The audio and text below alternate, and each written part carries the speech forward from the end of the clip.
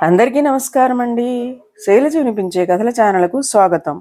ఈరోజు మనం డి సావిత్రి గారు రచించిన శాంతి దేవత అనే కథను విందాం. ఈ కథ ఆగస్టు 2011 చందమామలో ప్రచురింపబడింది. పూర్వకాలమందు కొంతమంది కత్తిని ఆశ్రయించి బతికేవాళ్ళు.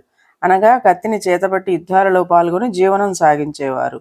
అలా అనేక యుద్ధాలలో పనిచేసిన మహాయోధుడు సూరసింహుడు.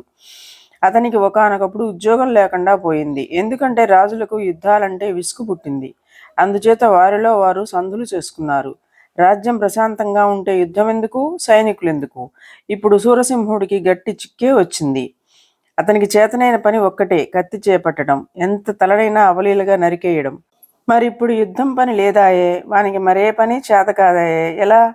రాజులంతా పిరికి పందలైపోయారు, ప్రజలంతా పౌరుషహీనులయ్యారు. నా కత్తి మూలన పడవలసిందేనా, తుప్పు పట్టవలసిందేనా అని అతనికి తీరని విచారం కలిగింది. ఏమైతేనేం తిండికి గుడ్డకు మొహం వాచి సూరసింహుడు కృషింపసాగాడు. గడ్డీగాదం లేక అతని గుర్రం బక్కచిక్కిపోయింది. చివరకు విధి లేక ఉద్యోగం కోసం బయలుదేరాడు సూరసింహుడు. వెళ్ళగా వెళ్ళగా ఒకనాటి సూర్యోదయం వేళ ఒక పొలం చేరుకున్నాడు. ఆ పొలం దున్నుకుంటున్న రైతును సూరసింహుడు తన గుర్రం మీద నుంచే కేకవేసి, ఓయి, నా పేరు సూరసింహుడు, వినలేదా?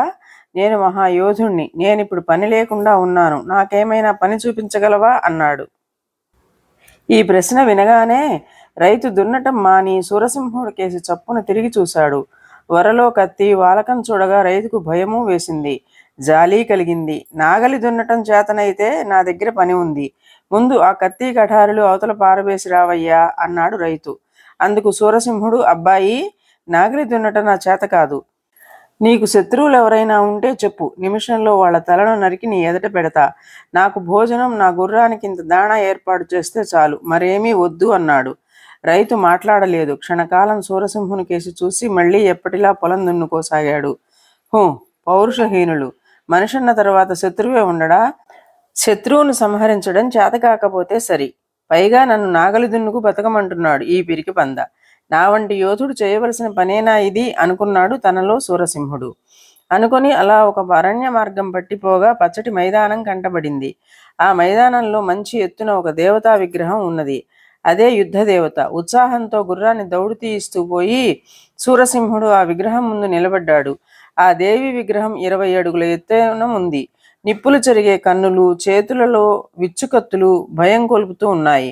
కానీ దేవి చేతిలో కత్తి చూడగానే సూరసింహుడు సంతోషంతో ఉప్పొంగిపోయాడు. ఆహా, ఏమి విగ్రహం! అంతా అచ్చు బంగారం అని ఒక్క కేక వేశాడు ఉత్సాహం పట్టలేక. కాదోయ్, విగ్రహం అంతా వెండి. ఇది రజత విగ్రహమే కానీ స్వర్ణ విగ్రహం ఎంత మాత్రం కాదు అంటూ బదులుగా అతనికి ఒక కేక వినిపించింది. కేక వినిపించడంతోనే ఆ విగ్రహానికి వెనక నుంచి డాలు కత్తి ధరించిన ఒక గుర్రపు రౌతు ముందుకు వచ్చాడు. పౌరుషంతో సూరసింహుడు పళ్ళు కొరికాడు. వరలో నుంచి కత్తి దూశాడు. అరేయ్, నా మాటనే ధిక్కరిస్తున్నావా? నా పేరేమిటో తెలుసా? సూరసింహుడు అంటూ గర్జించాడు. రెండవ యోధుడు వెటకారంగా నవ్వి కత్తి వరలో నుండి బయటకు లాగుతూ, హా, నువ్వు కళ్ళు లేని కబోదిలాగా ఉన్నావే, వెండికి బంగారానికి తేడా తెలియని నీతో యుద్ధానికి తలపడడం అంటే నిజంగా నాకు అవమానకరంగా తోస్తున్నది. నా పేరేమిటో తెలిసే మసులుకుంటున్నావా? నేను ధీరసింహుణ్ణి.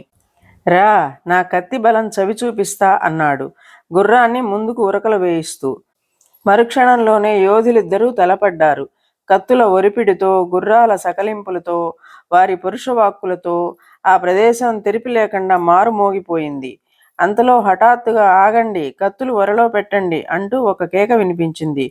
యోధులిద్దరూ ఆ కేక వచ్చిన దిక్కుకు ఆశ్చర్యంగా చూశారు. చూసేసరికి మల్లెపువ్వు వంటి తెల్లటి దుస్తులు ధరించినది, శాంతం ఉట్టిపడుతున్న మోము కలది ఒక అందమైన యువతి నవ్వుతూ వారి వద్దకు వచ్చి, మీ ఇద్దరూ మహాయోధులే, అసహాయ సూరులే అన్నది. వాని సంగతి ఏమో కానీ నా పేరు సూరసింహుడు అన్నాడు మొదటివాడు. వాని సంగతి తెలీదు కానీ నా పేరు ధీరసింహుడు అన్నాడు రెండవవాడు. ఇద్దరికేసి చూసి ఆ యువతి, మీ కత్తుల పదునులో కాస్తంతైనా మీ బుద్ధులకు ఉంటే ఈ కొట్లాట జరిగేది కాదు అన్నది.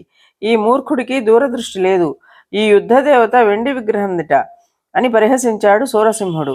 ఇతగాడికి దృష్టి వక్రీకరించింది. వెండి విగ్రహాన్ని బంగారు విగ్రహం అని వాదించడమేమిటి, అవివేకం కాకపోతే అని గేలి చేశాడు ధీరసింహుడు. అప్పుడు ఆ యువతి పకపక నవ్వి యోధులిద్దరిని వెంట పెట్టుకొని విగ్రహం చుట్టూ తిప్పింది. మొండిగా వాదించిన ధీరసింహుడికి విగ్రహానికి ఒకవైపు బంగారపు పూత కనిపించింది. విగ్రహం బంగారపుది అని వాదించిన సూరసింహుడికి వెండి పూత కనిపించింది. ఆ దృశ్యం చూసినంతనే ఇద్దరూ తెల్లబోయి ఒకరి వంక ఒకరు చూసుకోసాగారు. అంతలోనే ఆ యువతి అంతర్ధానమైంది. ఆమె కోసం వారిద్దరూ ఆతృతతో అటూ ఇటూ చూస్తుండగా ఒక దిక్కు నుంచి ఇలా వినిపించింది, యోధుల్లారా, నేనే శాంతి దేవతను. మీ ఇద్దరూ మహాయోధులే. మీ ఇద్దరి ఉద్దేశాలు సరి అయినవే. కయ్యాలు మానండి, పౌరుషపడకండి, శాంతంగా జీవించండి. సూరసింహుడు ధీరసింహుడు గుర్రాల మీద నుంచి దిగారు. ఒకరినొకరు కౌగలించుకున్నారు. డాలు కత్తులు విగ్రహం ముందు పారేశారు. నాటి నుండి వారిద్దరూ వ్యవసాయ వృత్తి అవలంబించి ప్రశాంతంగా జీవనం గడపసాగారు. ఇదండి కథ. ఈ కథ మీకు నచ్చినట్లయితే లైక్ చేయండి, షేర్ చేయండి, కామెంట్ చేయండి, సబ్స్క్రైబ్ చేసుకుని నన్ను ఎంకరేజ్ చేయండి. నమస్కారం అండి.